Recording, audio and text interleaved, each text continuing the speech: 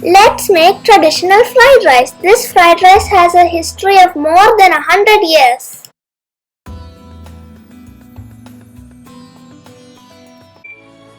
ഇതാണ് ചോറ്റുമുട്ട. ഇതാണ് ഞാനിപ്പോൾ ഉണ്ടാക്കാൻ പോണത്.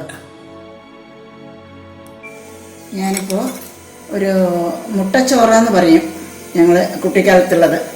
അപ്പോൾ ഇതിന് 1 ഗ്ലാസ് അരി 3 ഗ്ലാസ് വെള്ളം ഒഴിച്ച് 1 വിസിൽ വേവിക്കുക.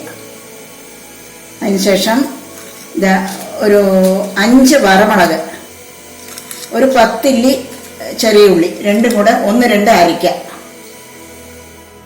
മുട്ടച്ചോറിനുള്ള ചോറ് റെഡി ആയിട്ടുണ്ട്. 1 കപ്പ് അരി, 3 ഗ്ലാസ് വെള്ളം, 1 വിസിൽ വന്നാൽ മതി. ചോറ് നന്നായി വേവാൻ പാടില്ല. പാൻ അടുപ്പത്ത് വെച്ചിട്ടുണ്ട്. അതിലേക്ക് എണ്ണ 2 സ്പൂൺ എണ്ണ ഒഴിക്കുക. അതിലേക്ക്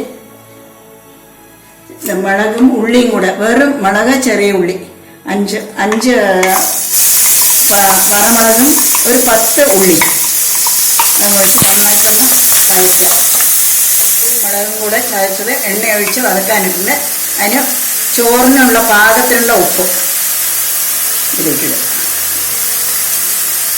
നന്നായി വഴഞ്ഞ ശേഷം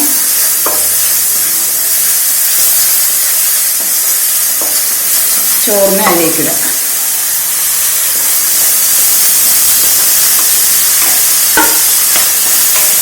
കുറച്ച് നേരം വറക്കണം. നല്ലോണം ഇതിന് പിടിക്കണ വരയ്ക്കും ഉപ്പൊക്കെ. ചോറ്റുമുട്ട റെഡി ആയിട്ടുണ്ട്. സ്റ്റവ് ഓഫാക്കാം.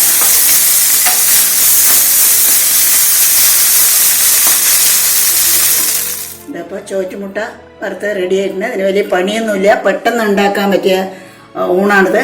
അതിന് പപ്പടം ഉണ്ടെങ്കിൽ നന്നായിരിക്കും കുറച്ചുകൂടെ.